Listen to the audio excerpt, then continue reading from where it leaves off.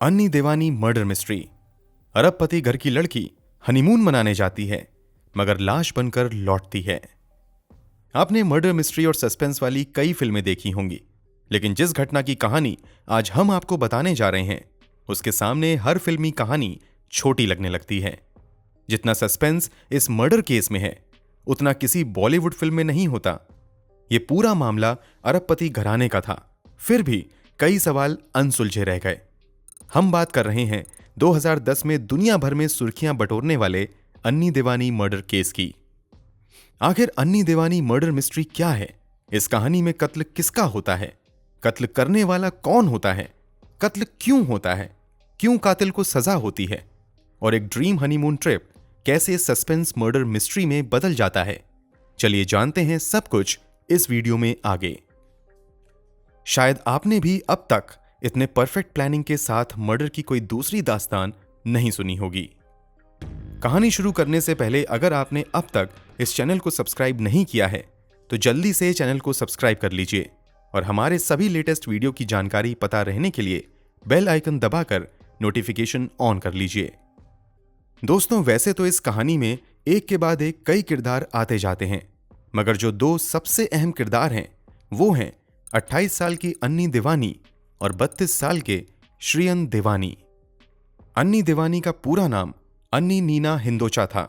शादी के बाद ये दीवानी परिवार की बहू बनने की वजह से ये हिंदोचा से दीवानी बन जाती हैं। इनका जन्म 12 मार्च 1982 को स्वीडन में हुआ था। अन्नी के पिता का नाम विनोद हिंदोचा था। विनोद हिंदोचा भारतीय मूल के स्वीडिश नागरिक हैं जो स्वीडन के अरबपति बिजनेसमैन में गिने जाते हैं। विनोद हिंदोचा पहले युगांडा में रहा करते थे, मगर 1970 के दशक में जब युगांडा सरकार ने पॉलिसी बदली और एशियाई लोगों को वहां से मारकर भगाना शुरू कर दिया तो विनोद हिंदोचा सब कुछ छोड़कर युगांडा से स्वीडन आ गए। अन्नी स्वीडन में ही पली बढ़ी और यहीं उन्होंने अपनी पढ़ाई पूरी की थी। उन्होंने इनोवेटिव इंजीनियरिंग की डिग्री हासिल की थी और बाद में एक मल्टीनेशनल कंपनी में जॉब करने लगी थी। इस कहानी के दूसरे मुख्य किरदार हैं श्रीयन देवानी। श्रीयन देवानी के पिता का भी संबंध भारत से है, मगर वो भी भारत को छोड़कर ब्रिटेन में बस गए। ब्रिटेन में इन्होंने अपना बहुत बड़ा अंपायर खड़ा किया और अरबपतियों की लिस्ट में शामिल हो गए। जब श्रीयन जवान हुए तो उन्होंने अपनी फैमिली बिजनेस को बढ़ाना शुरू कर दिया और काफी तरक्की की। काम के सिलसिले में अन्नी देवानी का ब्रिटेन आना जाना लगा रहता था। इसी क्रम में पहली बार एक कॉमन फ्रेंड के जरिए लंदन में श्रीयन देवानी से अन्नी देवानी की मुलाकात होती है।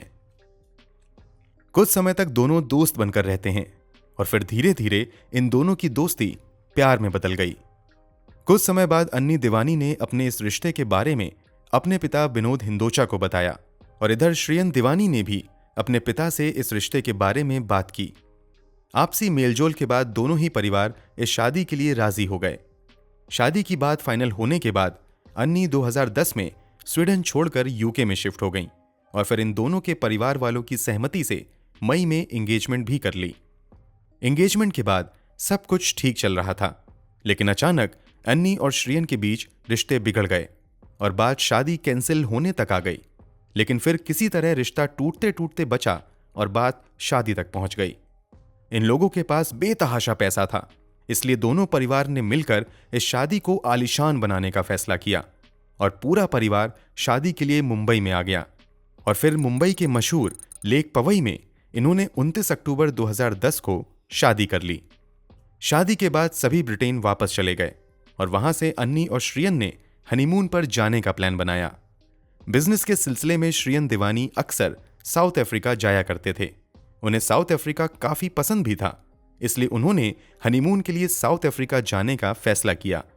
साउथ अफ्रीका चुनने के पीछे की एक कहानी यह भी बताई जाती है कि साउथ अफ्रीका को शॉर्ट में SA लिखा जाता है और श्रीयन के नाम का पहला लेटर S तथा अन्नी के नाम का पहला लेटर A था। ये मिलकर होते हैं SA, इसलिए इन दोनों ने हनीमून के लिए साउथ अफ्रीका को चुना। प्लान के मुताबिक 7 नवंबर 2010 को अन्नी देवानी और श्रीयन देवानी साउथ अफ्रीका के केप टाउन इंटरनेशनल एयरपोर्ट पर पहुंचते हैं। वहां से फिर ये दोनों हस्बैंड वाइफ डोमेस्टिक फ्लाइट लेकर दक्षिण अफ्रीका के मशहूर क्रूगर नेशनल पार्क चले जाते हैं। दोनों अगले 4 दिन तक क्रूगर नेशनल पार्क के अंदर ही एक होटल में रुकते हैं। इसके बाद 12 नवंबर 2010 को ये कपल एक बार फिर से वापस केप टाउन इंटरनेशनल एयरपोर्ट पहुंचते हैं। यहां इनकी मुलाकात एक टैक्सी ड्राइवर जोला टोंगो से होती है। श्रियन देवानी जोला टोंगो की ही टैक्सी बुक करते हैं और उस टैक्सी से ये शहर के सबसे महंगे 5 star hotel Cape Grace hotel में चले जाते हैं। 12 नवंबर की रात ये दोनों उसी होटल में बिताते हैं और 13 नवंबर का पूरा दिन भी वो दोनों उसी होटल में बिताते हैं। साथ ही आगे घूमने का कुछ प्लान भी तैयार करते हैं। प्लान तैयार हो जाने के बाद श्रियन एक बार फिर से उसी टैक्सी ड्राइवर जोला टोंगो को फोन करते हैं और उसे होटल में बुलाते हैं ताकि वो इन दोनों को घुमा सके। जब जोला टोंगो अपनी टैक्सी लेकर केप ग्रेस होटल पहुंचता है तो श्रियन देवानी ड्राइवर से कहता है कि यहाँ की मशहूर सुशी डिश आसपास सबसे अच्छी कहाँ मिलती है। तो इस पर जोला टोंगो उन्हें वहां से लगभग 40 किलोमीटर दूरी पर मौजूद सर्फ साइड रेस्टोरेंट के बारे में बताता है। ये दोनों सर्फ साइड रेस्टोरेंट पहुंचने के लिए टोंगो की फोक्सवैगन शरण टैक्सी से केप ग्रेस होटल से रात के 8 बजे निकल जाते हैं। रात के 9:33 पर टैक्सी ड्राइवर उन्हें गुगुलेतु नाम की जगह पर मौजूद सर्फ साइड रेस्टोरेंट में पहुंचा देता है। यहां ये दोनों डिनर करने के बाद रात के 10:24 पर उस रेस्टोरेंट से निकल जाते हैं। यहां से फिर उन्हें टैक्सी ड्राइवर उसी टैक्सी में बैठाकर केप ग्रेस होटल की तरफ चल निकलता है। टैक्सी चलती हुई गुगुलेतु गांव के करीब पहुंचती है और यहां से होटल की तरफ जाने के लिए एक तीखे मोड़ पर ड्राइवर टैक्सी को धीरे करता है। अभी टैक्सी मुड़कर मुख्य सड़क पर आ पाती उससे पहले ही अचानक से एक व्यक्ति ठीक गाड़ी के सामने आता है और जोर से सामने वाले शीशे पर अपने हाथ से मारता है। ये लोग कुछ समझ पाते उससे पहले ही एक और आदमी सामने आ जाता है। जब ये लोग बाहर देखते हैं तो पता चलता है कि उन दोनों के हाथों में बंदूक है। बंदूक की नोक पर एक आदमी टैक्सी के ड्राइवर को ड्राइविंग सीट से हटाकर गाड़ी के बाहर फेंक देता है और ड्राइविंग सीट खुद संभाल लेता है, जबकि उसका साथी तेजी से गाड़ी का पिछला दरवाजा खोलता है और श्रियन देवानी तथा अन्नी देवानी के बीच में बैठ जाता है और इन दोनों पर बंदूक तान देता है। इधर ड्राइविंग सीट पर बैठा हमलावर कार को आगे बढ़ा देता है। गाड़ी की पिछली सीट पर बैठा अपराधी श्रियन से उसका पर्स, स्टाइलिश घड़ी, मोबाइल सब कुछ छीन लेता है और लगभग 20 मिनट बाद एक जगह गाड़ी धीमा करता है और श्रियन को गाड़ी से बाहर फेंक देता है। अब गाड़ी में अकेली अन्नी देवानी बचती है। इधर जैसे ही टैक्सी ड्राइवर से उसकी गाड़ी छिनती है वो सीधे गुगुलेतु पुलिस स्टेशन जाता है और घटना की जानकारी देता है। इधर 20 मिनट बाद जब अपराधी श्रियन देवानी को भी गाड़ी से बाहर फेंक देते हैं तो वो भी मदद के लिए आसपास भटकने लगते हैं और आखिरकार एक व्यक्ति पुलिस को फोन करके घटना की जानकारी देता है। घटना के बाद रात के 12:48 पर श्रियन देवानी होटल केप ग्रेस वापस पहुंच जाता है। उधर रात के 1:17 पर ड्राइवर जोला टोंगो को भी पुलिस लेकर उसी होटल केप ग्रेस में पहुंचती है और उसका बयान दर्ज करवाती है।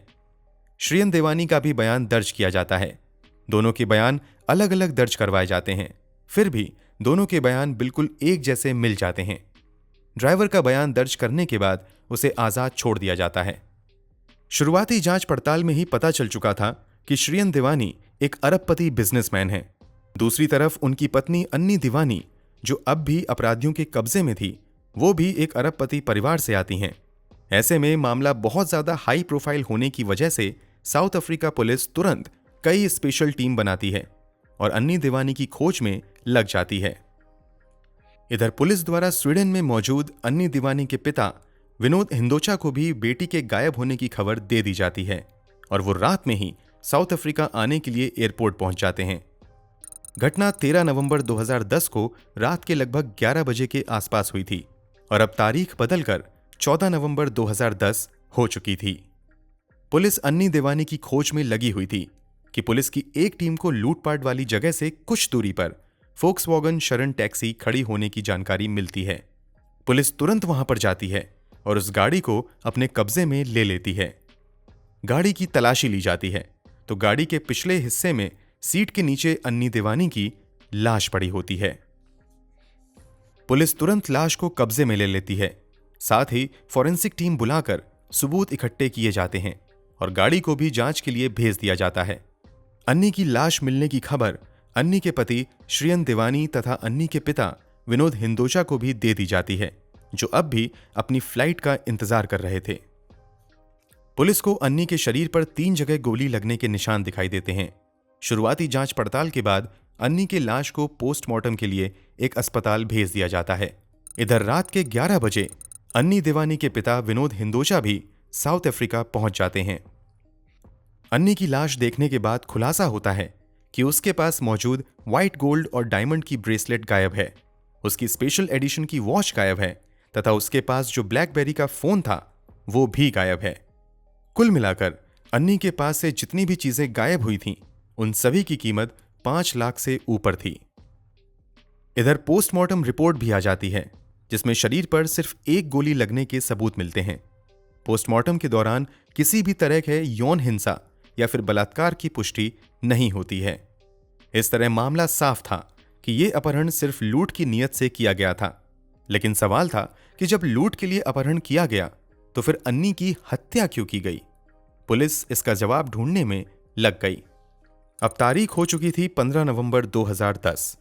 गाड़ी और लाश मिलने के बाद पुलिस पर भारी दबाव आ जाता है कि जल्द से जल्द अन्नी देवानी के कातिलों का पता लगाएं। इस सिलसिले में पुलिस लगातार छापेमारी करना शुरू कर देती है, लेकिन पुलिस को कोई भी सुराग नहीं मिलता है।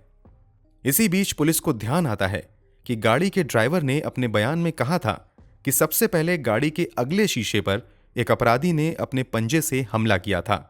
इसलिए पुलिस तुरंत फॉरेंसिक टीम के पास पहुंचती है और अगले शीशे से फिंगरप्रिंट निकालने की कोशिश की जाती है।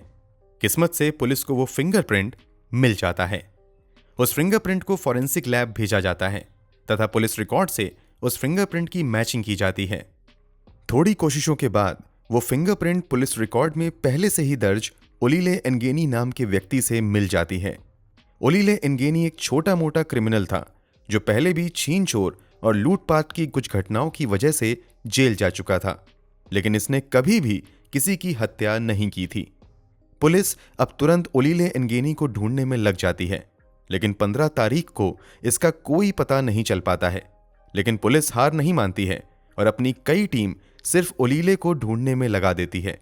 इस तरह 16 नवंबर 2010 की रात को खलीचा नाम के एक गांव से ओलिले एनगेनी को गिरफ्तार कर लिया जाता है।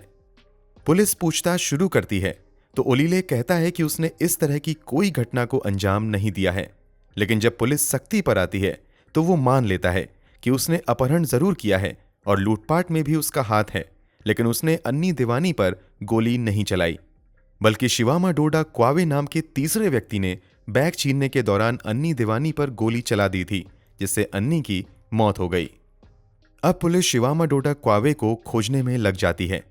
उधर पुलिस जब क्वावे को ढूंढने में लग जाती है, इधर सारी कागजी कार्रवाई पूरी करने के बाद अन्नी देवानी के पिता को अन्नी की लाश सौंप दी जाती है। 17 नवंबर 2010 की रात अन्नी देवानी की लाश को ब्रिटिश एयरवेज के चार्टर्ड फ्लाइट से लेकर श्रियन देवानी और विनोद हिंदोचा ब्रिटेन चले जाते हैं।